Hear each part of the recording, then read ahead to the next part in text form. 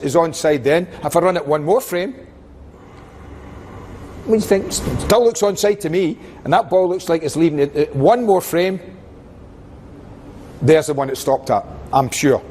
So there are 3 frames that could have stopped before that, where Raheem Sterling would have been onside. So depending what official, I'd have more problem with that, how he get an advantage. So that's that one, yeah? Agreed. So depending where he stopped, yeah, and watch it here, this is tight, nice and slow guys with this, nice and slow. As it comes on his foot there, see that? Now, you can see with the shape of the bodies, he's onside from there. One more frame, still not that in there, one more frame, it's gone. Now they've judged it from that probably. Riyad Mahrez, okay, let's see if it's left his foot here, that's where he stopped it. The Riyad Mahrez goal, the ball through for Raheem Sterling where he was given onside. What the broadcasters did, Richards, they froze it, watch, they've gone, let's freeze it there. Now he's clearly offside. I don't need lines to tell me he's offside. That's where they've frozen it, just as it's left his foot. So, what the VAR official's done on this occasion, he's taken it back 3 or 4 frames to it was on his foot and given him onside. It makes a huge difference, doesn't it? Well, what it makes is, in stupid terms, this goal is good because if we take it back, can we take that back a couple of frames, lads, if we're able to it's on it, take it back to it's on his foot, just on it, what? No, back one, there.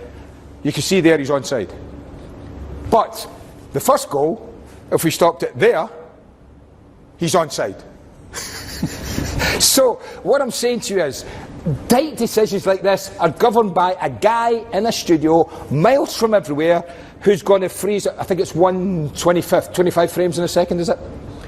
So there's 25 frames in 1 second, and we have got to trust the operators to stop it at the same place every time on a tight offside decision. Ridiculous on the basis that people pay good money to be entertained, and if we're going to disallow goals like that, we're going to see an awful lot of very good goals this season that should be allowed. I think the first goal disallowed is absolutely a joke, I have to say. What about the encroachment? Because we heard they're not ruling about whether goalkeepers are on the line or not.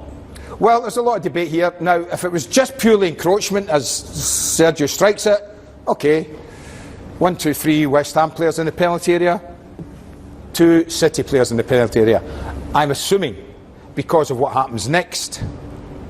Nothing to do with the fact that Fabianski's off the line. No, I mean, I thought we weren't dealing with that in this country. What the problem is, Richard, it's because Declan Rice, one of the encroaching players, comes and clears it. That's what happens. Now, the goalkeeper does come off his line, right? But it's up to him and him to judge that. So when they don't, when the ball's saved, Richard, what they're saying is because Declan Rice is one of the ones encroaching on the play and he clears the ball, they've said, the VAR official said, encroachment. Jan, if we're going to rule players offside in 1/25th of a second, which is 1 frame of 25 in a second, do we need to look again at the offside law and say we have to change it in order that we can make a clear and obvious decision? And that is that if a player is daylight, as used to be the case, or a body beyond the last defender, he's offside. Otherwise, we're going to see a mountain full of goals this season disallowed. And that, surely, is the whole object of playing the game, isn't it? To put the ball in the net.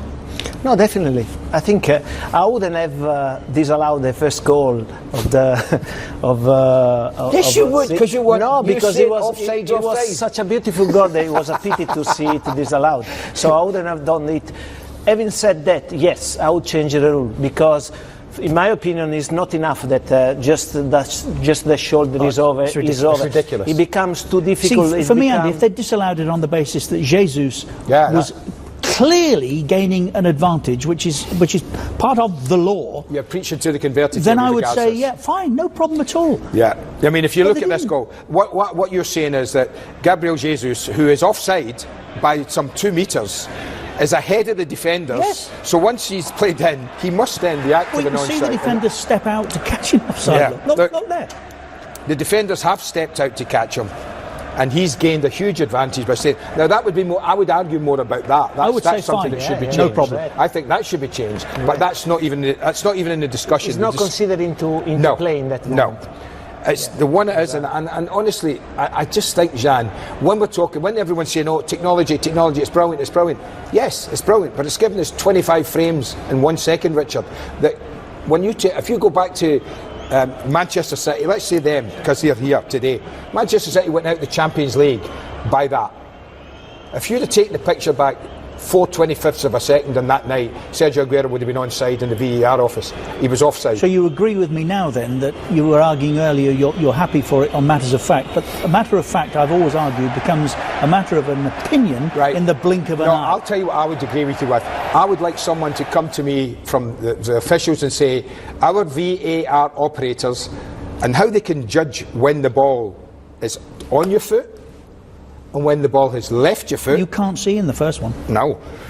My point exactly. We are trusting someone in a VAR office to decide. He didn't decide the game, thank goodness, today, and he didn't decide a big game, thank goodness, today, but they will at some time this season. I want to know when they're told to freeze the frame and judge the decision. Is it when it reaches his boot, or when it's... And how do they know how far off its boot is going to come before they stop it? He cannot be offside if they're judging it from the position of him receiving the ball. Only when that ball is played, has left his foot, can you decide whether he's on or off. Well, I don't know that. The moment a pass is made. Yes, but I don't know that. To judge then when it's made, is it the instant it's left his foot by an inch? So it's no longer in contact with the boot? Well, if we're working in big toes being offside, yes. Well, that's what I'm saying. It's ridiculous. I mean, today's been... For me, I thought it would be a shambles to start with. I thought yesterday was brilliant because we didn't see it once. I thought today's been a shambles. I didn't even know the score at the end there. For those who may have got confused, let's run through the score. It was West Ham 0, Manchester City 5. But I, honestly, if we're going to continue like this, we're going to get ourselves into an awful mess. But, Jan, you saw all of the game. Run past me. You saw Liverpool last night. In comparison to today, how were Manchester City for you? No, they were very good. They were as good as Liverpool was in the first half.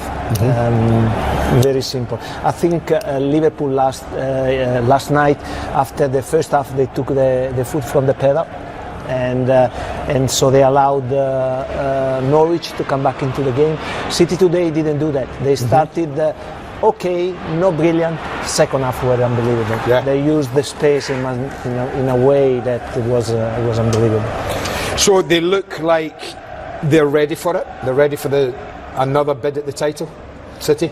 They look like they're very up for it. They're focused. Actually, I saw them improved a lot physically from the game in the Charity Shield. They were sharp. They were. So you think fitness levels have got better? They got better. Offside. The quality of the goals, they were unbelievable. That is, I mean, the bits I saw. See, it all depends when you stop that. He's offside there. He is offside there. But no, even in this action, in the previous goal that has been disallowed, you can see the difference between the style of play and from Liverpool. Yes. What they do, they just keep the ball and then they have this sharp moving to attack in the box, and they are so good and so precise in the passes that they are so effective.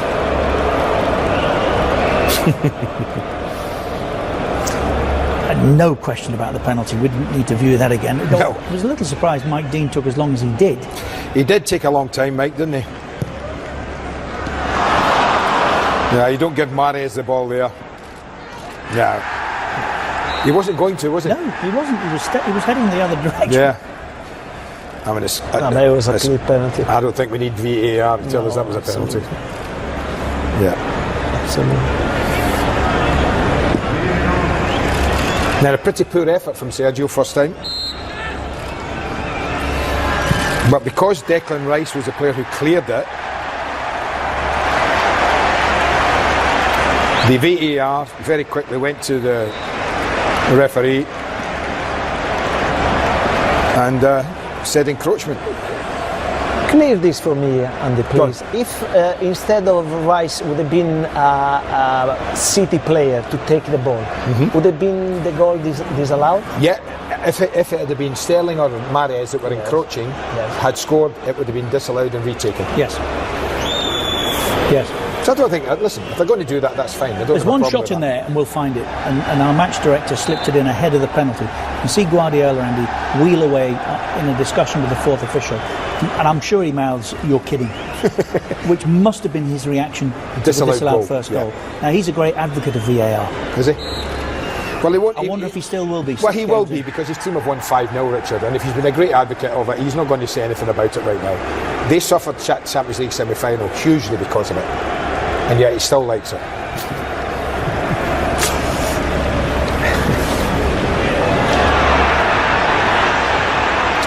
Lovely throw. What a ball that is.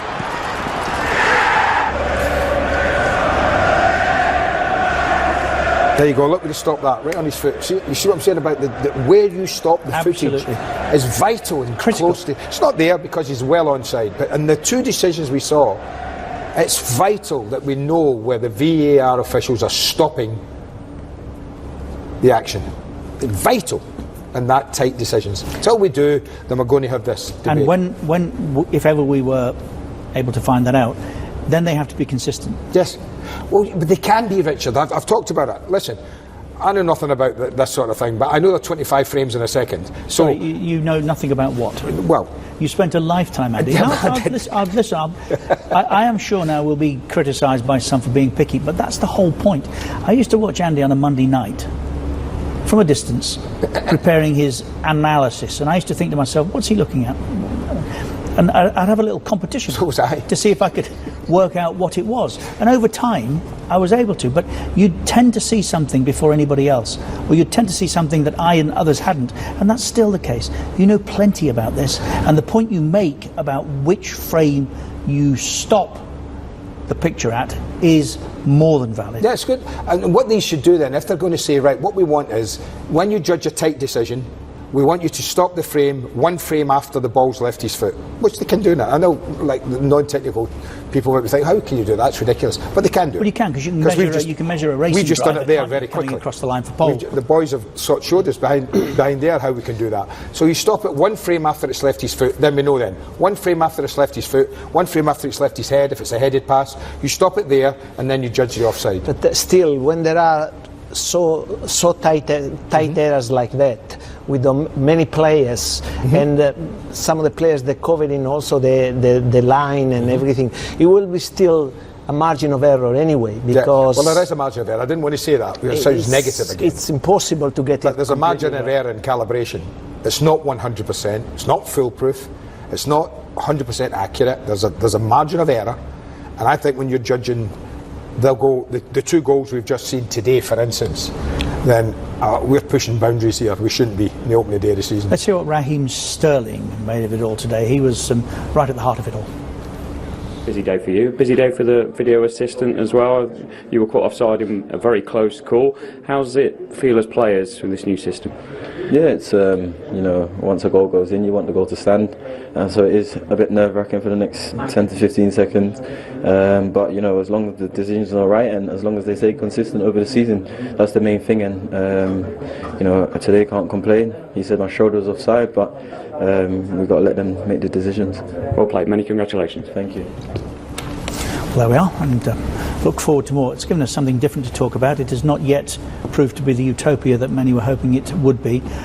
Did say that, though. It'll just be that I think that we're discussing different things, don't you, as a result of the introduction of VAR?